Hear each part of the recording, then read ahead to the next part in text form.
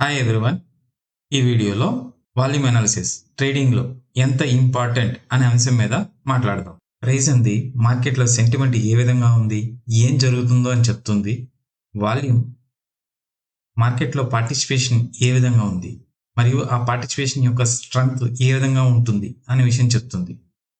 చాలామంది only price మరియు price బిహేవియర్నే గమనిస్తుంటారు. కానీ ప్రొఫెషనల్స్ ఎప్పుడు ప్రైస్ ప్లస్ వాల్యూమ్స్ రెండింటిని కూడా గమనిస్తుంటారు. ట్రేడింగ్ వాల్యూమ్ అంటే ఏంటి? ఏదైనా ఒక టైం ఫ్రేమ్లో ఎన్ని షేర్స్ ట్రేడ్ అయ్యాయి, అనగా బయింగ్ కానీ సెల్లింగ్ కానీ ఎంత జరిగింది, ఆ టైం ఫ్రేమ్లో ఆ కంపెనీ యొక్క ట్రేడింగ్ వాల్యూమ్ అంటాం.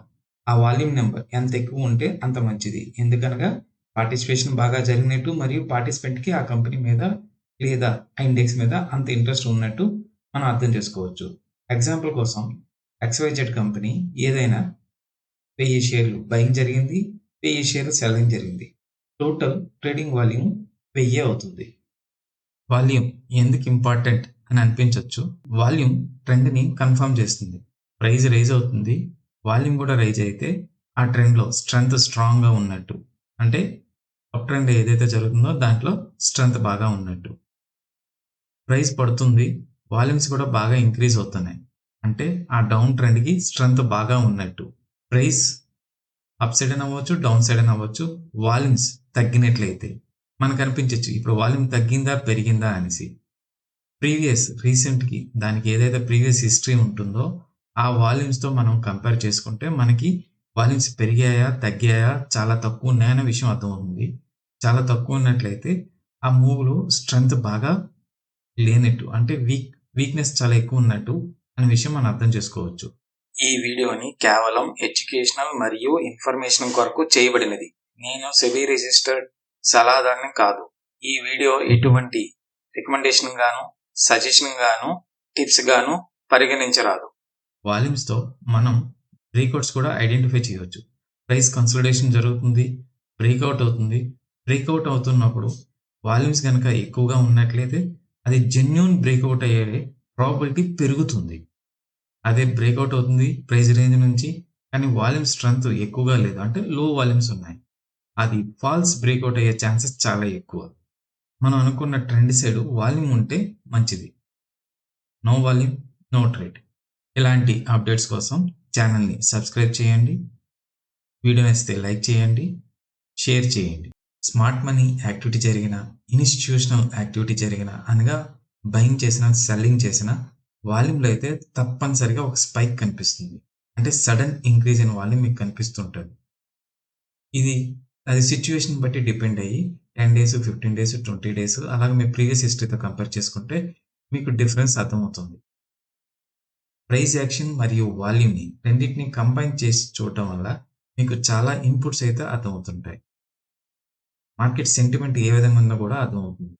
ప్రైస్ ఇంక్రీజ్ అవుతుంది, వాల్యూమ్ ఇంక్రీజ్ అవుతుంటే ఏదైతే బుల్లిష్ సెంటిమెంట్ ఉందో దానికి స్ట్రెంగ్త్ ఎక్కువగా ఉన్నట్టు.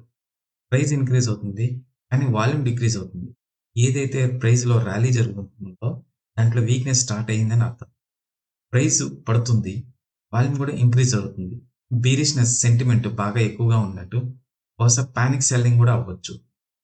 ప్రైస్ పడుతుంది, వాల్యూమ్ కూడా డిక్రీజ్ అవుతుంది, సెల్లింగ్ ప్రెషర్ ఎగ్జాస్టింగ్ అవుతుందని మనం అర్థం చేసుకోవచ్చు. కొన్ని కామన్ మిస్టేక్స్ అవాయిడ్ చేయాలండి. మార్కెట్ సైడ్ వేస్లో ఉన్నప్పుడు చాలా కంపెనీల్లో డిస్ట్రిబ్యూషన్ కానీ అక్యుములేషన్ కానీ జరుగుతూ ఉంటుంది. ఆ సమయంలో మనం వాల్యూమ్ని ఇగ్నోర్ చేస్తూ ఉంటాం, కానీ వాల్యూమ్స్ని ఇగ్నోర్ చేయకుండా మనం ట్రాక్ చేస్తూ ఉండాలి. వాల్యూమ్ చూడకుండా కేవలం ప్రైస్ ప్యాటర్న్తో కూడా ట్రేడింగ్ చేస్తూ ఉంటాం, దాన్ని కూడా మనం అవాయిడ్ చేయాలి. ప్రొఫెషనల్ ట్రేడర్స్ ఎప్పుడు కూడాను వాల్యూమ్స్ని వాళ్ళు హైయర్ టైం ఫ్రేమ్లోనే చూస్తారు. ఎందుచేతనే వాళ్ళకి బెటర్ రిలయబిలిటీ సిగ్నల్స్ కోసం, మార్కెట్ సెంటిమెంట్ అర్థం చేసుకోవడం కోసం. పానిక్ సెల్లింగ్ జరుగుతుందా లేదా, ఫోమో బయింగ్ జరుగుతుందా, సెల్లింగ్ ప్రెషర్ అడ్జస్ట్ అవుతుందా అనే ఇలాంటి సెంటిమెంట్ వాళ్ళకి అర్థమవుతుందని, మరియు వాల్యూమ్ని, సపోర్ట్ అండ్ రెసిస్టెంట్ని, ట్రెండ్ డైరెక్షన్ని, మార్కెట్ సెంటిమెంట్ని, ఇలాంటి విషయాలు కంబైన్ చేసి వీళ్ళు చూస్తూ ఉంటారు. Volume at market top and bottom. Market bottom price బాగా పడుతుంది, డౌన్ ట్రెండ్ స్ట్రెంగ్త్ చాలా ఎక్కువగా ఉన్నట్టు. ఆఫ్టర్ సమ్ టైం ఏం జరుగుతుందంటే ప్రైస్ మూమెంట్ చాలా తక్కువగా ఉంటుంది, at the same time volumes కూడా బాగానే ఉంటాయి. మనం అప్పుడు అర్థం చేసుకోవచ్చు సెల్లింగ్ క్లైమాక్స్ జరుగుతుంది అనేసి. మార్కెట్ ఎట్ టాప్ ర్యాలీ ఉంటుంది. ప్రైస్ బాగా పెరుగుతుంది. వాల్యూమ్స్ కూడా బాగానే ఉంటాయి. ఆఫ్టర్ సమ్ టైమ్ ఏదైతే ప్రైస్ మూవ్‌మెంట్ ఉంటుందో చాలా తక్కువగా ఉంటుంది. ప్రైస్ మూవ్‌మెంట్ తక్కువ అంటే ఇక్కడ క్యాండిల్ సైజ్ గురించి మాట్లాడుతున్నాను. తక్కువగా ఉంటుంది. వాల్యూమ్స్ బాగానే పెరుగుతాయి. ఇక్కడ మీరు ప్రైస్ మూవ్‌మెంట్, వాల్యూమ్స్‌ని ప్రీవియస్ హిస్టరీతో కంపేర్ చేసుకోవాలి. Less price movement, high volumes distribution అవుతుందా అని మనం గమనించాలి. Summary volume analysis in trading. Volume price బిహేవియర్‌ని కన్ఫర్మ్ చేస్తుందండి. ఇది జెన్యూన్ బ్రేక్‌ఔటా? ఫాల్స్ బ్రేక్‌ఔటా? వాల్యూమ్ అప్ ట్రెండ్ గాని, డౌన్ ట్రెండ్ గాని స్ట్రెంగ్త్ ఏ విధంగా ఉందో మనకి తెలియజేస్తుంది. స్మార్ట్ మనీ గాని, ఇన్‌స్టిట్యూషనల్ గాని బయింగ్ చేసినా, సెల్లింగ్ చేసినా మనకి వాల్యూమ్‌లో సడెన్ స్పైక్ వస్తుంది. ఈ విధంగా ఆ ఇన్ఫర్మేషన్ ఉపయోగపడుతుంది. ఇలాంటి మరిన్ని అప్డేట్స్ కోసం ఛానల్‌ని సబ్స్క్రైబ్ చేయండి. వీడియో నచ్చితే లైక్ చేయండి, షేర్ చేయండి. Thank you.